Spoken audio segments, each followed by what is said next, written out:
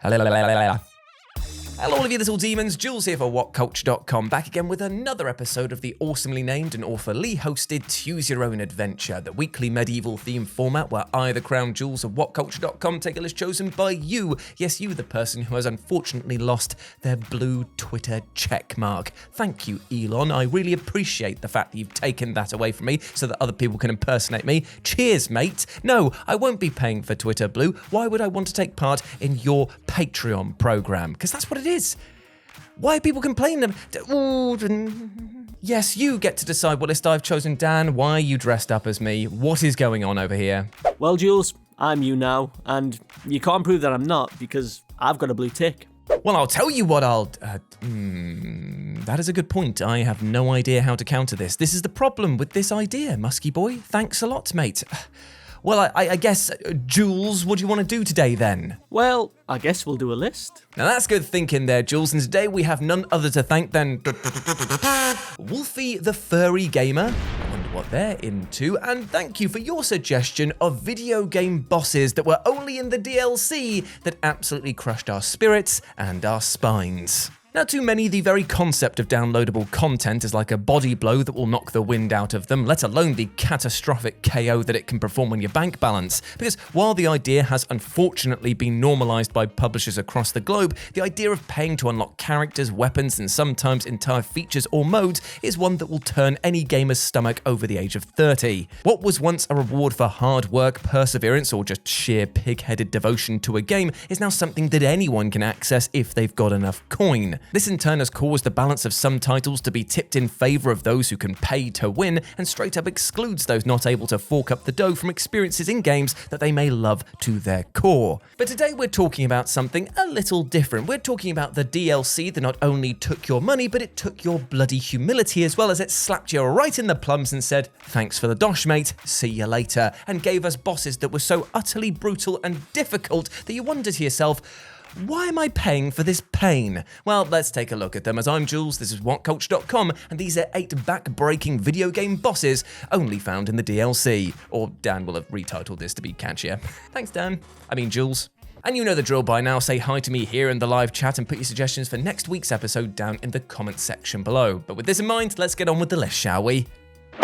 Number 8, The Assassin, XCOM 2, War of the Chosen. So let's get the record straight right off the bat. When it comes to delivering a well-thought-out, lovingly crafted, and fundamentally challenging expansion, XCOM 2's War of the Chosen is right up there as some of the best DLC that money can quite literally buy. It is an astoundingly deep addition, providing the player with new units, new powers, and of course new enemies, which take the form of 3 uber bosses: the Hunter, the Warlock, and the Assassin. However, let's also get something clear right from the jump. The Assassin can go absolutely f*** herself, because seriously, this is about as difficult as trying to pass razor blades through my tear ducts, in that it leaves me a right bloody teary mess. Seriously, fighting the Assassin feels like the devs looked at the XCOM difficulty memes that were floating around the internet and felt pressured to one-up them, as here you'll find your well-orchestrated plans ruined in moments by this shimmering shade arriving in your backlines and dazing, binding, and kidnapping your team. Plus, with skills like Shadow Step, she can completely remove your ability to counterattack, and with the Planewalker ability, she can teleport about the map each time that she's hit, making it impossible to focus fire her off the board. Oh yeah, and remember, she's not alone. You still have to deal with all of the other Advent troops that are just milling around the map trying to murder you. So yeah, all in all, trying to take on these forces with a giant stonking truck slamming into your back line. No thank you, please. Oh, and also, by the way, she's got a melee attack that never ever misses. Cool. Number 7, Chef SALTBAKER, Cuphead, the delicious last course. Now, when you're specifically picked out as an absolute rotter from a game completely full of them, you know that Chef SALTBAKER is the realiest dealiest. It takes a lot to stand out from the pack in Cuphead, especially when bringing up any of the other bosses is likely to elicit a chorus of groans and moans from the audience. But here, this absolute brick shit house of a baker can pie you off in seconds if you're not careful. And what makes this boss such a nasty pasty to deal with is that his attacks are so well animated, you might not actually focus on the battle at hand. hand. I kid you not when I say that the animation on show here in this boss battle is some of the best, if not the best, that Cuphead has to offer. And watching him waltz through snowy, salty wonderlands or chop and dice ingredients and then fire them towards you is just so impressively detailed that it is downright distracting. Of course, the difficulty matches the beauty of the art here to create an utter disaster piece for the player, and you will get your dough kneaded by SALTBAKER over and over again thanks to his multiple stages of pure delicious pain.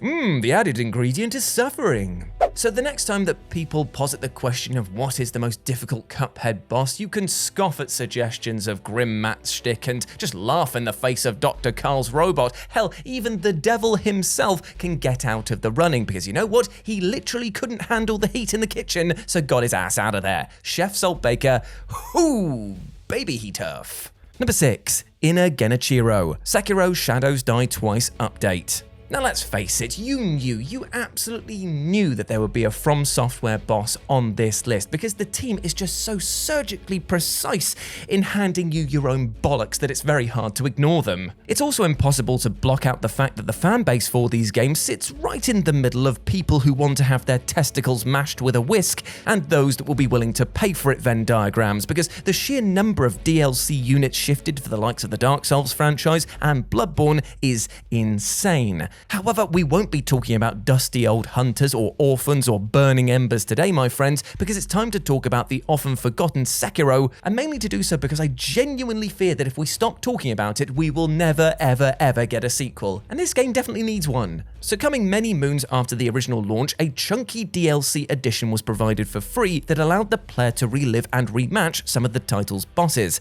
However, what many soon found out was that they should never have trusted From Software to deliver all of this goodness without asking for something in return, as the bosses had been rebalanced and in some cases modified to be even harder. While one could argue that Inner Father is the toughest of the lot, Inner GENICHIRO will likely be the moment that your jaw will hit the floor alongside your still warm corpse, as this lad not only has been studying hard, but has now taken up improv comedy. I say this because he counters your lightning counter with his own counter, which I'm sure he found f***ing hilarious. Add in some new gap-closing tactics and the Sakura Blossom weapon art, and you have a boss that you may take for granted as an easy win at first, but who will dice you up in mere seconds. Number 5, Samur. Doom Eternal, The Ancient Gods. Now the fact that when you type in Samur's name into YouTube and see that the associated tag words are hard, hardest boss in Doom Eternal, how to beat, and please help me, I will need counselling after fighting this lad, that one may have been tailor-made to me, you know that you are in for a boss battle that will literally drag you to hell and back. Now Doom Eternal is a game known for already upping the stakes of the original, but your beef is going to get the marbling slapped off of it by this initially weak-looking weirdo if you approach the battle with anything less than a BFG's worth of confidence and skills. Here Samur presents all of the notably stanky gimmicks in the book, phases of invulnerability, minion summoning, trap hazards, area of effect attacks, and of course multiple phases that constantly up his power while you're left struggling to maintain your own. And for many this was the boss that broke the Doomslayer's back, as on harder difficulties the sheer amount of adaptation you'd need to showcase is utterly draining. Making a short series of mistakes in the latter phase is sure to see this run fail, and mustering up the muscle memory and surgical focus is going to leave you feeling utterly hollow on the inside.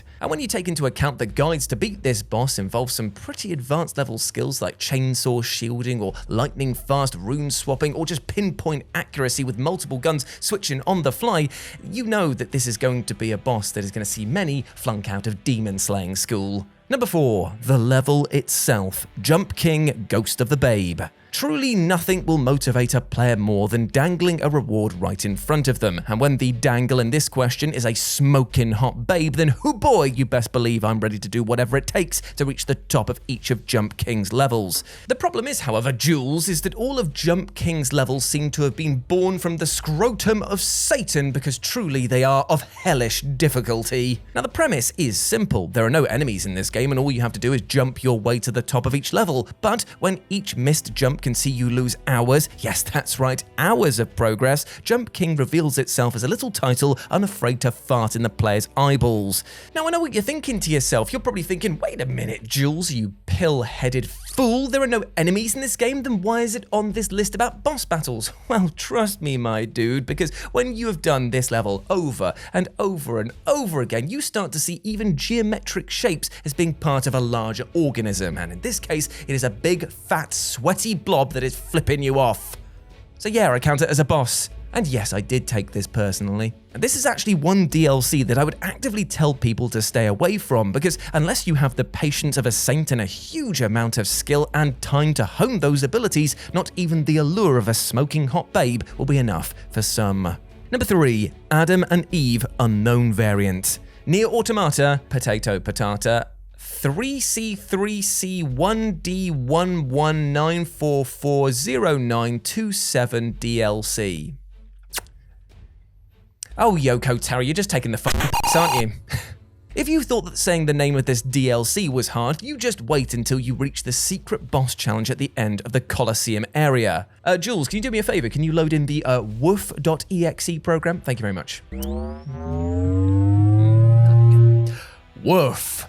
Seriously, I am up for a challenge, but to be presented with a corrupted version of Adam and Eve after running a literal gauntlet of other enemies and previous bosses fried my circuits like I tried to shove fish into my USB port. Now, I know that there are some well-tuned machines in the audience that will likely scoff at the thought of a boss gauntlet, but this S-tier ranked run, which can only be unlocked by first completing all the other difficulties, carries with it the rather horrible mutation that you die in just a single hit from any of the enemies or any of their projectiles. And there are a lot of them. Imagine going all of those rounds only to make it to this corrupted pair and then getting one-shotted by a rogue heel kick. Absolutely fuming. Jules, can you load the fuming.exe program, please? Oh, you know what? I can't even wait for it. Fuming! Yet somehow things get even worse, as the true back-breaking element of this entry comes from the fact that in order to stand a chance of doing damage to regular enemies, which are of course higher level than even the max player cap will allow, you need to grind the piss out of certain areas for specific diamond chips in order to upgrade your character. So in summary, what you have here is a pair of bosses that you can't even fight properly unless you put in a ton of hours grinding to get the right skills to have the right build. And you can, let's not forget, also die in one hit from any of their attacks, even getting to them. And as a little added salt on top of this cake of shit, sometimes one of the bosses, once you've defeated them, will create copies of themselves. In the words of a famous computer. Number 2, CRISANTA of the Wrapped Agony. Blasphemous Wounds of the Eventide. Now, much like in the same way that some of the boss battles from Sekiro got a glow up thanks to a free update, so too did one of the most popular bosses from the almighty Blasphemous. Here it's the turn of CRISANTA of the Wrapped Agony, who already posed quite a significant challenge in the base game, but thanks to the Wounds of Eventide became a whole new barbed sword up the old penitent's tunnel. Yet it's arguably one of the best, most fitting battles as a result. Now, while the devs could have easily just used the DLC to update the map with a new quest dungeon and have CRISANTA appear at the very end with her new form, instead the player is tasked with completing a brand new run of the game to even hope to see the new content. Now, this is perfectly in keeping with the motifs of the cyclical nature of violence and despair, and means that by the time that CRISANTA even casts a shadow over the penitent one, you will be itching to smack her right in the traffic cone head. Yet the smackdown may go very much in her favour if you start celebrating too early, because once you've taken down her first form, which is usually the end of the battle, she'll stand straight back up for round 2. Uh-oh. And if you thought her attacks were hard to read and parry before, well, you might as well just give up at this point, because she's going to shove those rosary beads where the sun doesn't shine. If the question was, how do we take a beloved character and make her even more memorable, well, this seems to be the answer. That being, have her beat the ever-loving piss out of you time and time again. And number 1, The Flame, Fury One More Fight DLC. Now, as it stands, Fury's mix of martial arts brawler and bullet hell maelstrom of death is a smart one indeed, and if there's ever a figure who's learned about as much of these mechanics as the player has, it is The Flame. You see, The Flame is a grizzled old veteran with a bone to pick and then break with you, and issues a fight to the death that few should pass up on, as it's one of the most demanding yet rewarding experiences that Fury has to offer. And things immediately start out hot as you realise that the arena you're fighting in is much smaller than in some of the other boss battles, meaning that managing space and distance is going to be key to victory here. And not helping matters is the fact that the flame routinely tries to fill this empty space with projectiles and beam attacks, forcing you to dodge with pinpoint precision. Plus, I really hope that you've been boning up on your parry skills here, because you are going to need to regen as much health as possible and stop his incoming attacks, because 1 or 2 hits, you'll be KO'd, mate. I mean, look at the size of his fists. They are scientifically whomping. Also, just for added fun, never attack him while he's glowing blue, because he will absorb all of your attacks and reflect them back at you, making the flame the true embodiment of the annoying playground bully. Stop hitting yourself, stop hitting yourself, stop hitting yourself, which I'm going to do right now. Hey, Jules. Ouch. Now give me back my identity. Fine. Cheers, buddy. Love you, but also don't do that again. And there we go, my friends. Those were 8 back-breaking video game DLC bosses. I hope that you enjoyed that, and please let me know what you thought about it down in the comment section below. As always, I've been Jules. You can go follow me over on the Instagrams. Not going to promote Twitter this week, where it's at RetroJ, but the O is a 0. Hope to see you over there, my dudes. And also you can follow Dan over here on the social medias. What a lovely chap he is. He's a good sport, and I hope that he's recovered from that devastating punch that I just landed on him, and totally not just nearly punched my monitor. But before I go, I just want to say one thing. Sometimes in life it can feel like there is a lot of back-breaking pressure on all of us, from inside and from outside pressures, but at the end of the day, just remember, give yourself a bit of a break every once in a while. It is okay to step away from things from time to time, all right? You need rest, you need to relax, you need to unwind, and you know what, my friend? It can also help you gain a little bit of perspective, because with perspective, you'll be able to see where your energies are best spent, and also when you may need to ask for help, and there is no shame in that. You're not alone, my friend. We've got your back, all right? We know that you are a massive ledge. Now get out there and smash it, but after you've put your feet up for 5 at the very least, all right? That's the doctor's orders from me, yeah? All right? If anyone tells you otherwise, you point them this way to this video, all right? I'll have them. I'll have them, mate. You saw that punch earlier? I tell you. Idiot, you know. Okay, thank you very much for watching. Speak to you next week. Peace.